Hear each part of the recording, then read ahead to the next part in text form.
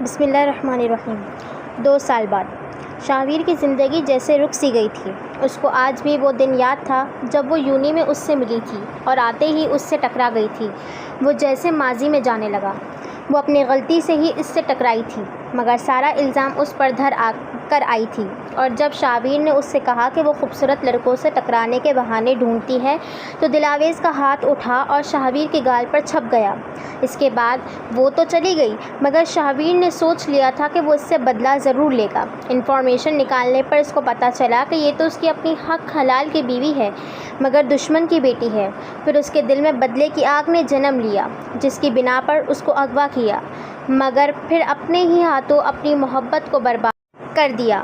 وہ جان چکا تھا کہ اس کی دلاویز زندگی اور موت کی جنگ لڑتے ہوئے کوما میں ہے۔ یہ سوچ اس کا دل خون کے آنسو رونے لگتا کہ اگر وہ کوما سے واپس نہیں آئی تو کیا ہوگا، کیونکہ عالم شیرازی نے اس کے ملنے پر پابندی لگائی ہوئی تھی اور وہ خود بھی جان کر اس سے نہیں ملتا تھا، ورنہ دنیا کی کوئی طاقت اس کو اپنی بیوی سے ملنے سے روک نہیں سکتی تھی۔ مگر وہ اس کو اس حالت میں نہیں دیکھ سکتا تھا، کیونکہ وہ اس کی وجہ سے اس حالت میں تھی، اس کی گولی مارنے کی وجہ سے۔ اور اس پر ستم یہ کہ ڈاکٹرز کو اس نے کہتے ہوئے سنا تھا کہ وہ خود ہی جینا نہیں چاہتی۔ دلاویز اس بات سے بے خبر تھی کہ یہ بات سن کر اس کے دل پر کیا بیتی تھی، لیکن یہ بات اس کو سونے نہیں دیتی تھی کہ اپنی بہن کی حالت کا ذمہ دار بھی وہی تھا۔ اس کو آج بھی وہ دن یاد ہے جب زبیر فائزہ کا ہاتھ پکڑ کر اس کو چھوڑ کر گیا تھا یہاں کہ تم سنبھالو اپنی بہن کو۔ تم نے میری بہن سے اپنا بدلہ لیا اور میں نے تمہاری بہن سے اپنا بدلہ لیا، لیکن فکر نہیں کرو، تمہاری طرح سب کے سامنے رسوا نہیں کیا، بس چھوڑ رہا ہوں، وہ بھی پوری طرح نہیں، لیکن اپنے ساتھ رکھ بھی نہیں سکتا۔ یہ بول کر وہ تو چلا گیا، مگر فائزہ کو توڑ گیا۔ نہ وہ روئی، نہ وہ چیخی، نہ چلائی، بس چپ ہو گئی۔ اور آج 1.5 سال ہو گیا، مگر اس کی چپ نہ ٹوٹی۔ وہ اس سے بات کرتی، نارمل بیہیو کرتی، مگر شاہویر جانتا تھا کہ وہ نارمل نہیں۔ شاہویر نے آج تک اذلان کو نہیں دیکھا تھا، اس لیے وہ دھوکہ کھا گیا کہ زبیر ہی اذلان تھا۔ جب سے وہ دونوں دوست تھے، اذلان نے اپنی شناخت اس لیے چھپائی کیونکہ وہ نہیں چاہتا تھا کہ شاہویر کو علم ہو کہ وہ عالم شیرازی کا بیٹا ہے، کیونکہ اس کا ارادہ بدلہ لینے کا نہیں تھا۔ اس لیے اس نے فائزہ کی دیکھ بھال کی کہ شاید اس طرح وہ اپنے باپ کے گناہوں کا کفارہ ادا کر سکتا ہے، مگر اس دوران اس کو فائزہ سے محبت ہو گئی۔ پھر جب شاہویر نے نکاح کی بات کی تب بھی اس کی نیت میں کوئی کھوٹ نہیں تھا، مگر جب شاہویر نے بدلے کی شروعات کی تو وہ بھی پیچھے نہیں رہا۔ اس نے فائزہ کو اپنے آپ سے محبت کرنے پر مجبور کر کے اس کو چھوڑ دیا تھا۔ فائزہ نے اس سے کوئی شکوہ نہیں کیا تھا، کیونکہ اذلان نے اس کو ایک بات بتا دی تھی۔ فائزہ نے اس کو اپنی قسمت سمجھ کر قبول کر لیا تھا اور صبر کر لیا تھا، لیکن اس کو دلاویز سے کبھی نفرت محسوس نہیں ہوئی۔ وہ اپنے آپ کو اور دلاویز کو ایک ساتھ سمجھتی تھی۔ مہرہ دونوں مردوں نے اپنی اپنی انا کی تسکین کے لیے ان کو استعمال کیا۔ ہاتھ پر جلن کے احساس سے وہ خیالوں سے باہر آیا تو تلخی سے مسکرا دیا، کیونکہ یہ جلن کچھ نہیں تھی اس کی دل کی جلن کے آگے۔ اتنے میں اس کا فون بجا، اس کے خاص ملازم کا فون، جس کو ہسپتال میں دلاویز کی نگرانی کے لیے رکھا تھا۔ ہیلو، شاہویر نے کہا تو وہ بولا، صاحب جی، بی بی کو ہوش آ گیا ہے۔ یہ سنتے ہی وہ سجدے میں گر گیا۔ خدا کا شکر ادا کرنے کے بعد وہ گاڑی کی چابی لے کر نکلا اور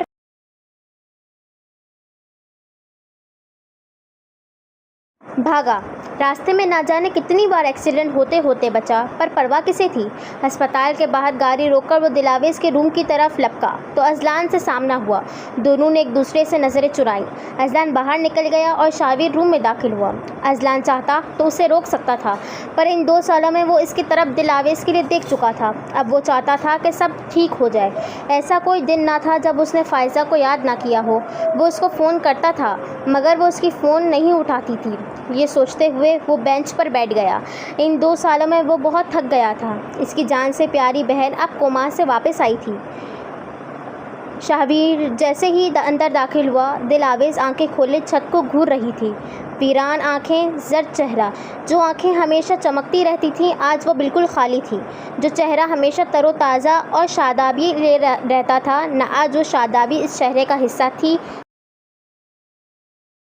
تر و تازگی، اور اس کی وجہ صرف وہ تھا۔ یہ سوچ آتے ہی گلٹی ابھر کر معدوم ہوئی اور وہ گھبرا گیا کہ پتہ نہیں وہ اس کو معاف کرے گی بھی کہ نہیں۔ وہ جلدی سے بولا، دلاویز، جبکہ دلاویز جو اس کی آہٹ سے ہی اس کو پہچان گئی تھی پھر بھی ایسے ہی لیٹی تھی۔ اس کی آواز سن کر چہرہ موڑ کر اس کو بے تاثر انداز میں دیکھا پر بولی کچھ نہیں۔ شاویر نے آنکھیں میچیں اور دوبارہ دلاویز کو آواز دی اور بولا، ایسا مت کرو میرے ساتھ پلیز، خدا را تمہاری خاموشی میری جان لے لے گی۔ دلاویز طنزیہ مسکراہٹ کے ساتھ بولی، جو کرنا تھا آپ نے کر دیا ہے، مجھے کچھ کرنے کی ضرورت ہی نہیں پڑی۔ یہ سن کر وہ رونے والا ہو گیا۔ یار دلاویز معاف کر دو مجھے، نہیں کرو میرے ساتھ ایسا۔ دلاویز رخ موڑ کر بولی، آپ ابھی چلے جائیں یہاں سے، میں آپ کو اپنا فیصلہ بتا دوں گی۔ شاویر نے کہا، ابھی تو جا رہا ہوں مگر مجھے چھوڑنے کا فیصلہ نہ لینا ورنہ میں مر جاؤں گا۔ تو وہ تلخی سے ہنسی، جب میں نہیں مری تو آپ بھی نہیں مریں گے، اور بے فکر رہیں، میں آپ کو چھوڑنے کا فیصلہ نہیں لوں گی کیونکہ مجھے اپنے بھائی کی بہت فکر ہے۔ میں نہیں چاہتی کہ وہ میری وجہ سے اپنی محبت چھوڑے۔ میں فائزہ کی گنہگار نہیں بننا چاہتی۔ ایک ہفتے بعد میں اذلان اور فائزہ کا ولیمہ ارینج کروانے کا سوچ رہی ہوں، اس کے بعد میں آپ کے ساتھ چلوں گی۔ یہ مت سوچنا کہ میں آپ سے محبت کرتی ہوں اس لیے آپ کو معاف کر رہی ہوں۔ محبت تو اسی وقت ختم ہو گئی تھی جب آپ نے مجھے مہرہ بنایا۔ اب میں اپنے دل میں آپ کے لیے کوئی جذبہ محسوس نہیں کر سکتی، نہ آپ میری محبت کے قابل ہیں نہ نفرت کے۔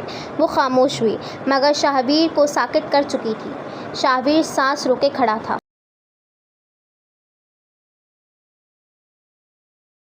کمرے میں صرف گھڑیوں کی ٹک ٹک کی آواز سنائی دے رہی تھی۔ تھوڑی دیر وہ کھڑا رہا اور پھر چلا گیا۔ دروازہ بند ہونے کی آواز سن کر وہ جو آنکھیں بند کیے لیٹی تھی رونے لگی۔ وہ اذیت کے آخری دہانے پر کھڑی تھی۔ شاویر باہر نکلا۔ اذلان سامنے ہی بیٹھا تھا، اسے دیکھ کر کھڑا ہوا۔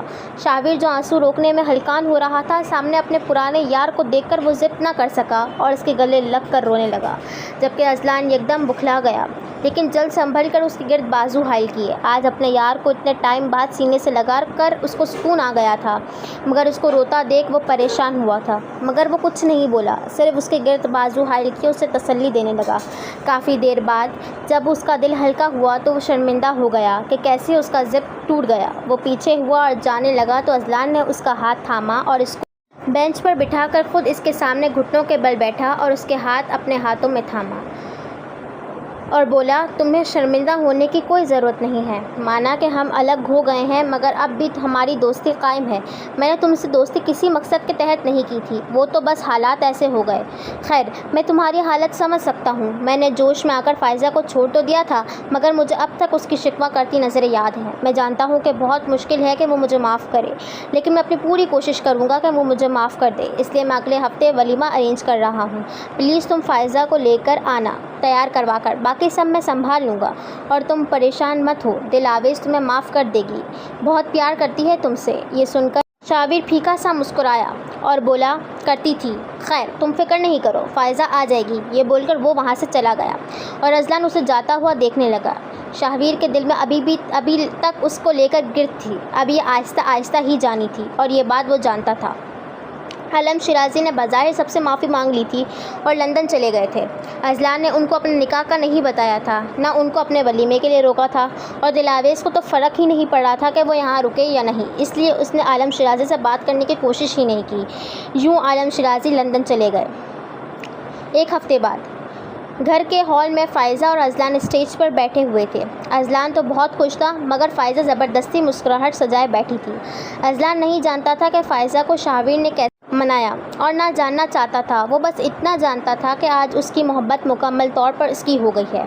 شاویر اسٹیج سے دور کھڑا فائزہ کی زبردستی کی مسکراہٹ دیکھ رہا تھا، جانتا تھا کہ وہ صرف اس کے لیے راضی ہوئی ہے، اور وہ ہی جانتا تھا کہ اس نے فائزہ کو کیسے راضی کیا۔ ایک ہفتے پہلے فائزہ چائے لے کر شاویر کے روم میں داخل ہوئی۔ اندھیرا کمرہ اور سگریٹ کا دھواں ہر طرف پھیلا ہوا تھا۔ اس نے لائٹ جلائی تو شاویر صوفے پر بے سود لیٹا تھا، ہاتھ سے نکلتا خون فرش کو رنگین کر رہا تھا۔ فائزہ شاویر کو ایسے دیکھ کر یکدم بوکھلائی اور جلدی سے فرسٹ ایڈ باکس لائی اور شاویر کا ہاتھ پکڑ کر اس پر نرمی سے مرہم رکھا اور ساتھ ساتھ اس کی سوں بھی جاری تھی۔ جب فائزہ پٹی کر چکی تو شاہویر بولا، کیوں رو رہی ہو؟ ابھی زندہ ہوں میں۔ فائزہ تڑپ کر بولی، بھائی ایسا تو مت کہیں، آپ کے سوا میرا ہے ہی کون؟ تو شاہویر نے کرب سے آنکھیں میچی اور بولا، یہی تو دکھ ہے مجھے کہ تمہارا بھائی ہی تمہاری زندگی برباد کرنے کا ذریعہ بنا۔ میری وجہ سے، میری خود غرضی کی وجہ سے اس نے تمہیں چھوڑا۔ یہ گلٹ مجھے جینے نہیں دے رہا۔ فائزہ ایک احسان کرو مجھ پر، اذلان کے ساتھ واپس چلی جاؤ۔ وہ مجھ سے معافی مانگ چکا ہے، میں تمہیں خوش دیکھنا چاہتا ہوں۔ بھائی میری خوشی اس کے ساتھ نہیں ہے، کیسے سمجھاؤں آپ کو؟ اگر وہ دلاویز کی وجہ سے ایک دفعہ مجھے چھوڑ سکتا ہے تو کیا گارنٹی ہے کہ وہ دوبارہ ایسا نہیں کرے گا؟